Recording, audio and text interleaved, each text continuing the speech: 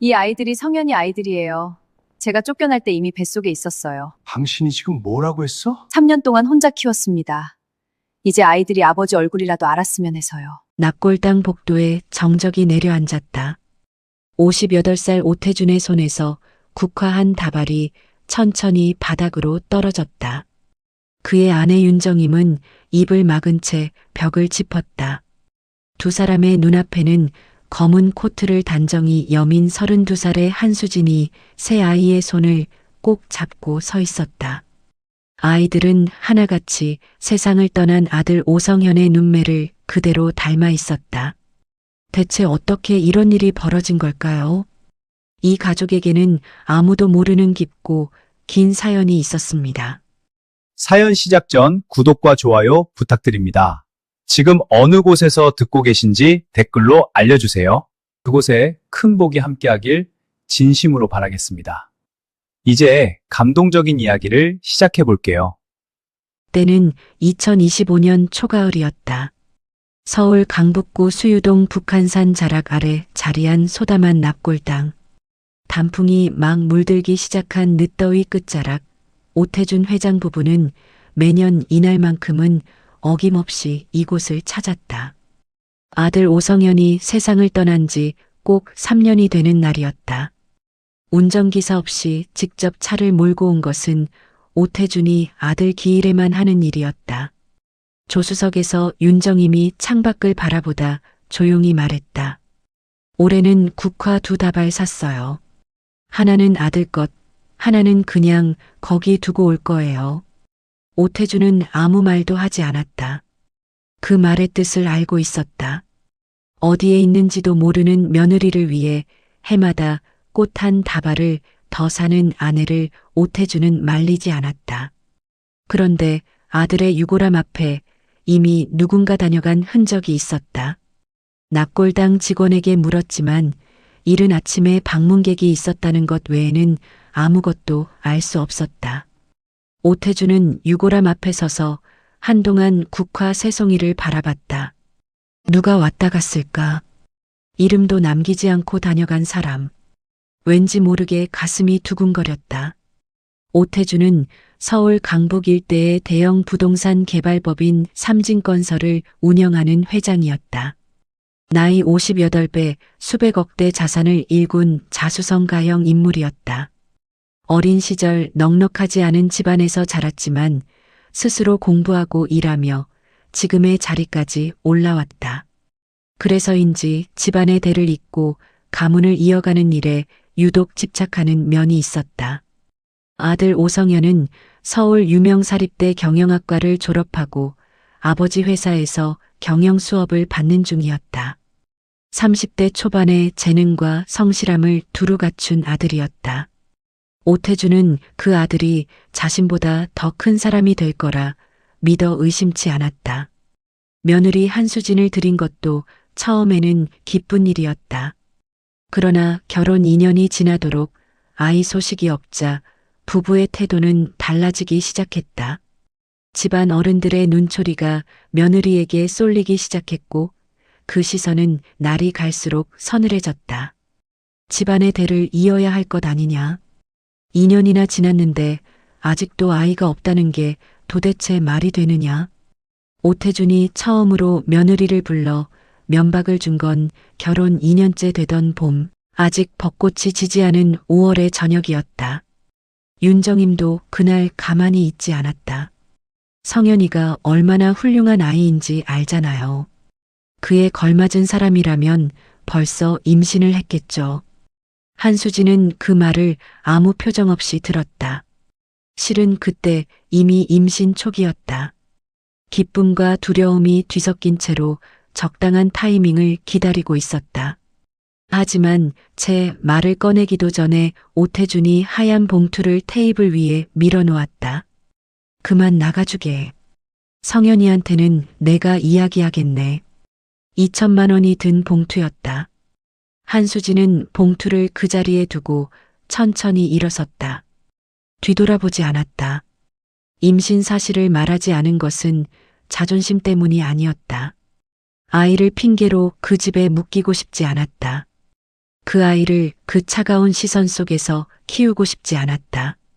한수진은 그날 밤 혼자 짐을 쌌다. 그로부터 석 달 뒤 오성현이 지방 출장길에 교통사고로 세상을 떠났다. 부부는 무너졌다.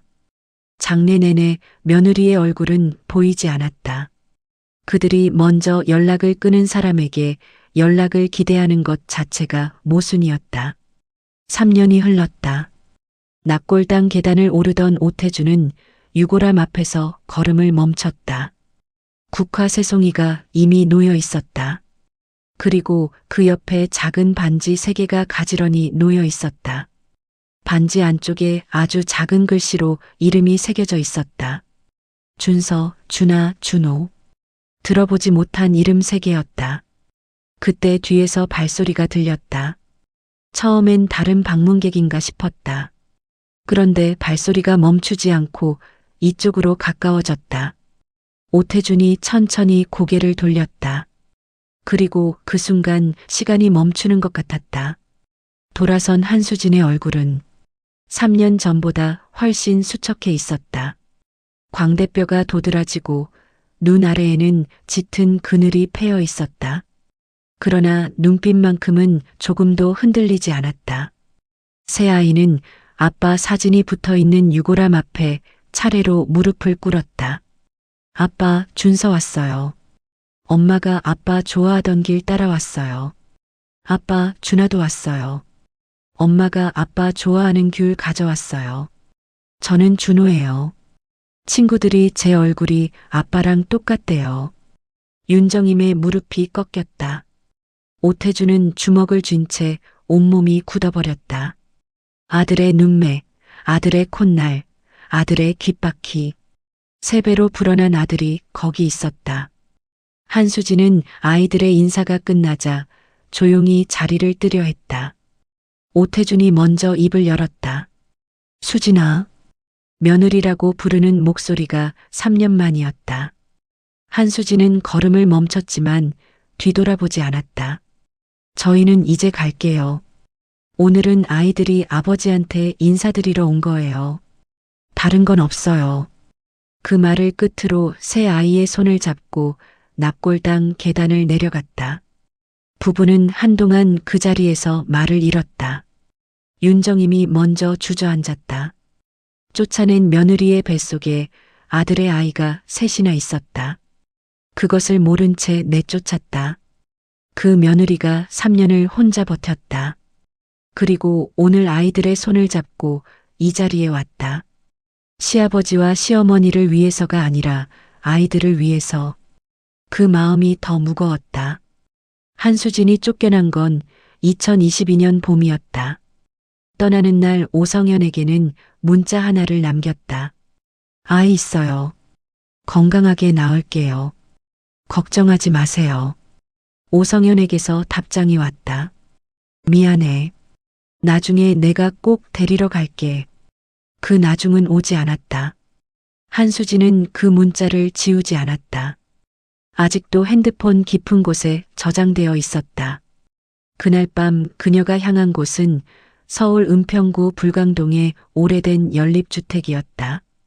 홀로 사는 이모 이순자의 집이었다.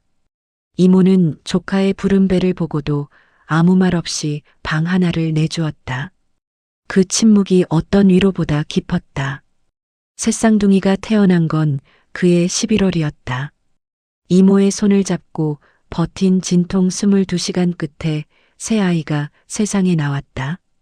병원비는 이모가 마련했다. 산후조리도 제대로 못한 채 한수진은 석 달 만에 일터로 나갔다. 편의점 새벽 알바, 아파트 청소 용역, 전단지 배포. 하루 15시간씩 일해도 넋 식구의 생활비는 늘 빠듯했다. 밥상에 반찬이 하나뿐인 날이 많았다. 그래도 아이들은 불평하지 않았다. 준서는 준아에게 반찬을 양보했고 준아는 준호에게 국물을 더 떠주었다. 아직 6살도 안 된 아이들이 서로를 챙기는 모습을 볼 때마다 한수진은 눈물을 참았다. 어른스럽다는 것이 어린아이에게 칭찬이 될 수 없다는 것을 알면서도 그 모습이 대견하고 또 마음이 아팠다. 그럼에도 한수진이 매달 한 번도 빠뜨리지 않고 지킨 것이 있었다. 아이들에게 오성현의 사진을 보여주는 일이었다. 이분이 너희 아빠야. 너희를 세상 누구보다 사랑했을 뿐이야. 준서가 어느 날 사진 속 얼굴을 손가락으로 짚으며 말했다.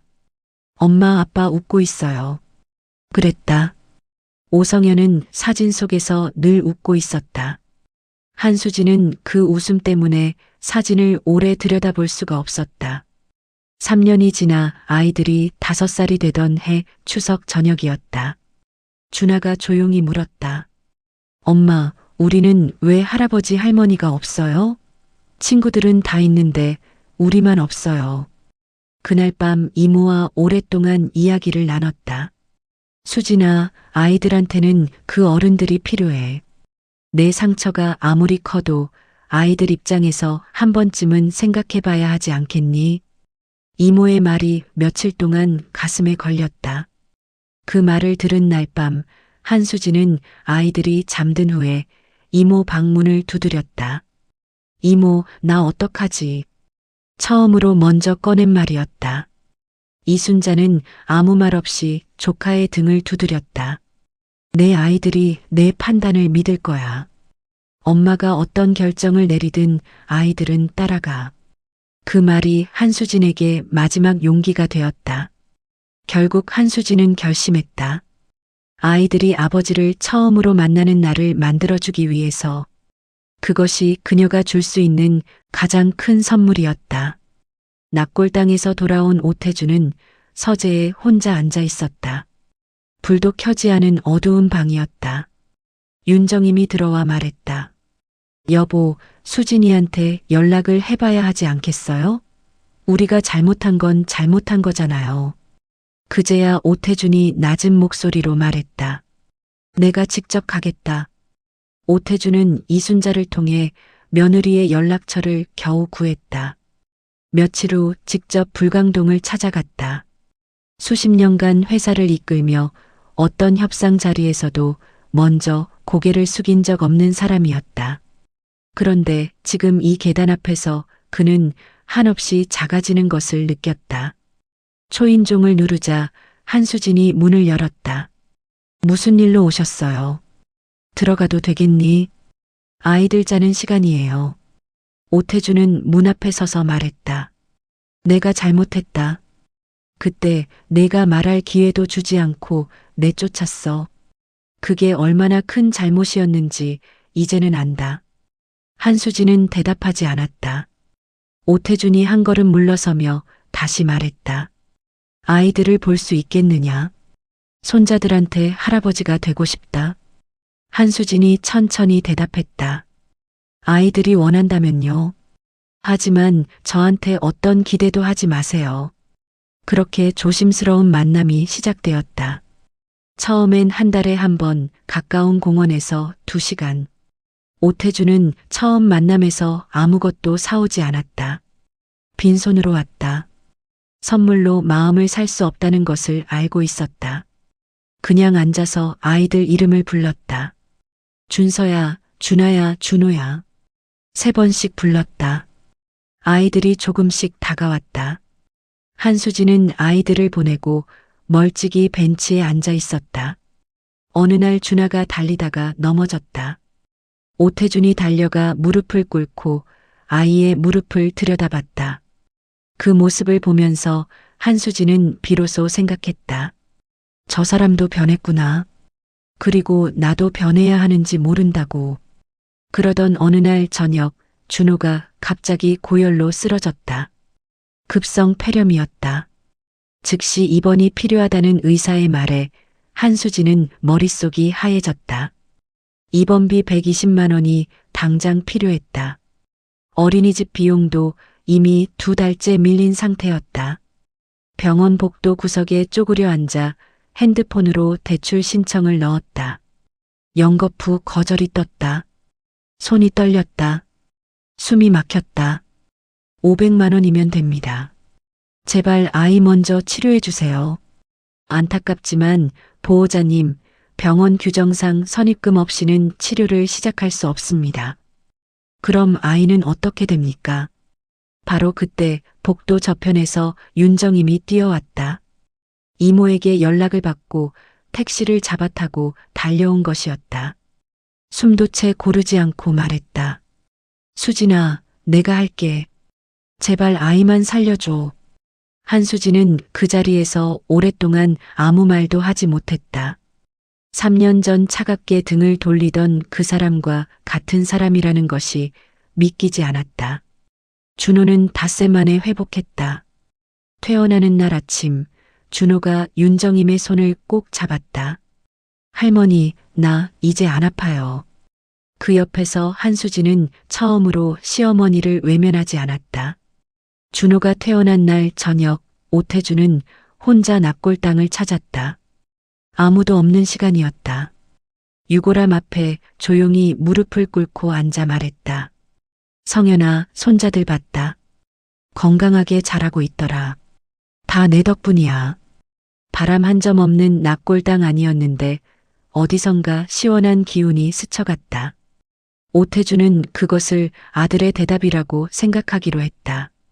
그런데 바로 그 즈음 오태준의 회사에 심상치 않은 소문이 돌기 시작했다. 삼진건설이 수년 전 진행한 강북 재개발 사업에서 토지, 보상금 일부가 불법으로 처리되었다는 제보가 언론에 흘러나온 것이었다. 오태준은 어리둥절했다. 모든 절차를 정석대로 밟았다는 확신이 있었다. 그런데 기사는 날마다 쏟아졌다. 주가가 폭락했다. 거래처들이 연락을 끊기 시작했다. 회사 앞에는 항해 시위대가 몰려들었다. 한수진과 새 아이가 살고 있는 연립주택 앞에도 기자들이 나타났다. 삼진건설 비리에 대해 아는 것 있으십니까? 한수진은 아이들 손을 잡고 고개를 숙인 채 걸었다. 준서가 어린이집에서 돌아와 울먹이며 말했다. 엄마, 친구들이 우리 할아버지 나쁜 사람이래요. 저 이제 어린이집 가기 싫어요. 한수진은 아이를 꼭 안으며 눈을 감았다. 그날 밤 새 아이가 잠든 후 한수진은 오래 생각했다. 달아나고 싶다는 생각은 들지 않았다. 오히려 이 자리를 지켜야 한다는 생각이 더 강하게 들었다. 아이들이 어린이집에서 할아버지가 생겼다고 자랑하던 그 얼굴이 떠올랐기 때문이었다. 오태준은 이 시기에 극심한 스트레스로 쓰러져 일주일간 입원했다. 병실에 누워 천장을 보던 오태준은 오래된 서류 한 장이 자꾸만 떠올랐다. 3년 전 아들이 사고 직전 남긴 메모였다. 그 안에 적혀있던 이름 하나가 눈에 걸렸다. 오태준과 30년 가까이 사업을 함께 해온 이사회 멤버 최영도였다. 지금은 달랐다. 심장이 빠르게 뛰기 시작했다. 형사 출신의 오랜 지인 박진수에게 연락했다. 이 이름 한번 알아봐 줄 수 있겠나? 전화를 끊고 오태준은 병실 창문 밖을 바라봤다. 가을비가 내리고 있었다.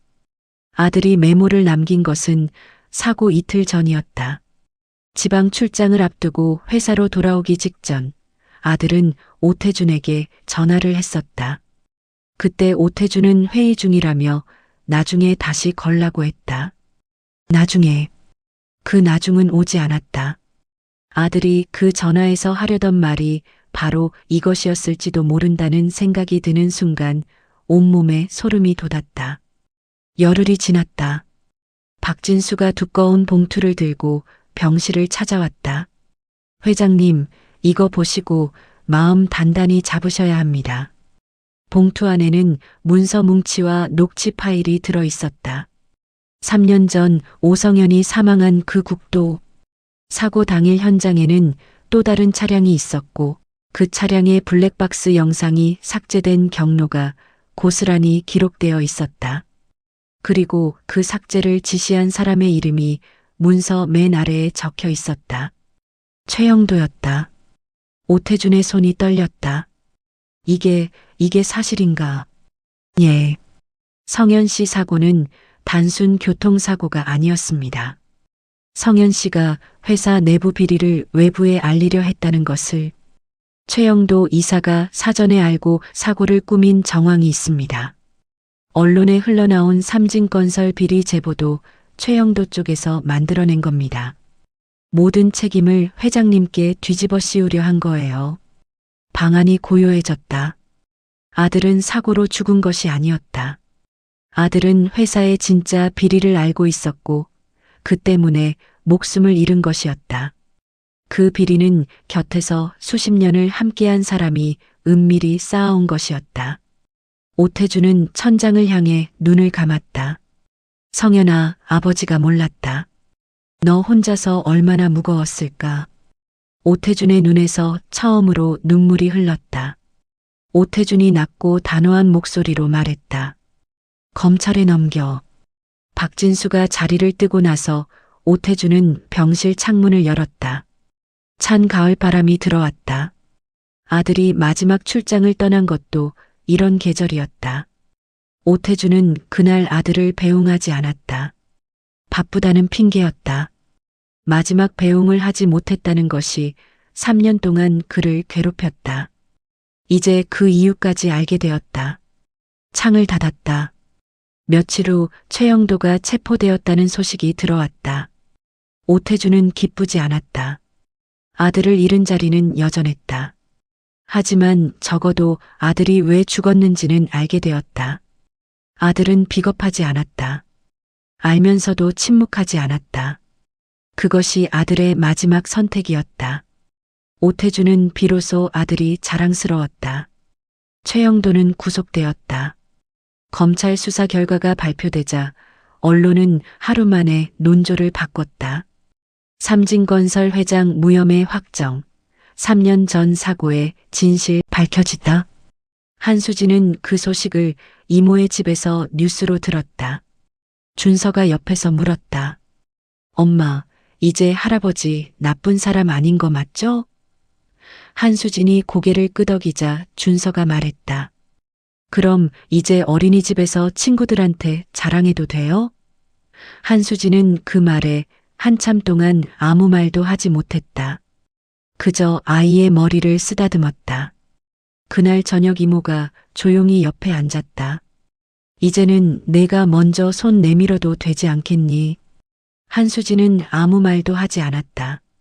그러나 다음 날 아침 윤정임에게 문자를 보냈다. 아이들이 할아버지 보고 싶어 해요. 시간 되시면 연락 주세요. 짧고 담담한 문장이었다. 그러나 그 짧은 문장 안에 3년이 담겨 있었다. 윤정임이 문자를 오태준에게 보여줬다. 오태준은 오랫동안 그 화면을 바라보다가 천천히 말했다. 내가 직접 가겠다. 수유동 납골당 가는 길, 이번엔 2사람이 아니라 5사람이 함께였다. 오태준과 윤정임, 그리고 새쌍둥이. 아이들은 할아버지와 손을 잡고 가볍게 뛰며 들어섰다. 그 웃음소리가 납골당 복도에 울려 퍼졌다. 이 공간에서 그런 소리가 난 것은 처음이었을 것이다. 납골당 앞에서 준호가 오태준의 손을 잡았다. 할아버지, 아빠한테 같이 인사해요. 유골함 앞에서 오태준은 천천히 무릎을 꿇었다. 아이들도 차례로 나란히 무릎을 꿇었다. 윤정임이 조용히 흐느꼈다. 한수진은 아이들을 바라보다가 천천히 앞으로 나섰다. 그리고 처음으로 유골함 앞에 함께 무릎을 꿇었다. 성현 씨, 아이들 잘 키웠어요. 이제는 제가 혼자가 아닌 것 같아요. 그 말이 끝나자 준하가 엄마 손을 잡았다. 준서가 할머니 손을 잡았다. 준호가 할아버지 허리에 2팔을 감쌌다. 납골당 창문으로 늦가을 햇살이 비스듬히 들어왔다. 누구도 먼저 일어나지 않았다. 준서가 유골함을 바라보며 작게 말했다. 아빠, 이제 우리 할아버지 할머니 생겼어요. 많이 외롭지 않을 거예요. 그 말에 윤정임이 울음을 터뜨렸다. 오태준도 눈을 감았다. 아이의 말 한마디가 어른들의 어떤 말보다 깊이 들어왔다. 그로부터 2달 뒤 오태준은 아들의 이름을 딴 성현 장학재단을 설립했다. 한수진은 재단의 첫 번째 사무국장을 맡았다. 아이들이 다니는 어린이집에서는 더 이상 손가락질하는 사람이 없었다. 아이들의 그림 속에는 어느 순간부터 할아버지와 할머니 얼굴이 함께 등장했다. 그림 속 가족은 5명이 되었다. 준서가 어린이집 선생님에게 말했다고 한다. 우리는 가족이 많아서 세상에서 제일 든든해요. 오태주는 그 말을 전해 듣고 서재에서 혼자 한참을 앉아 있었다. 어둑한 서재에 불도 켜지 않은 채로 가족이 많아서 든든하다. 오태주는 평생 가족이라는 것을 대를 잇는 수단으로만 생각했다. 그 안에 따뜻함이 있다는 것을 오성현이 떠나고 나서야 알았고 한수진과 새 아이를 다시 만나고 나서야 비로소 느꼈다. 가족이란 지키는 것이 아니라 함께 버티는 것이었다. 창밖으로 겨울이 오고 있었다. 차갑고 맑은 하늘이었다. 오태주는 그 하늘을 올려다보며 아주 낮게 중얼거렸다. 성현아, 아빠가 늦었다. 하지만 이제는 제대로 할게. 이듬해 봄, 성현 장학재단의 첫 번째 장학금 수여식이 열렸다. 12명의 아이들이 장학증서를 받았다. 한수진은 그 얼굴들을 바라보며 생각했다. 나도 저런 얼굴이었겠구나. 누군가 나를 도와줬을 때. 그리고 뒤를 돌아보니 오태준이 서 있었다. 말없이 고개를 끄덕였다. 한수진도 고개를 끄덕였다. 그것으로 충분했다. 어떤 말도 필요하지 않았다. 서로가 이 자리에 있다는 것만으로도 오랫동안 찢겨 있던 것들이 천천히 이어지고 있었다. 그리고 그 눈을 가진 사람들이 이제 같은 자리에 나란히 앉아 있었다. 한수진이 3년을 버틴 것은 분노 때문이 아니었습니다. 아이들을 위해서였습니다. 그리고 그 아이들이 결국 두 집안을 하나로 이어주었습니다.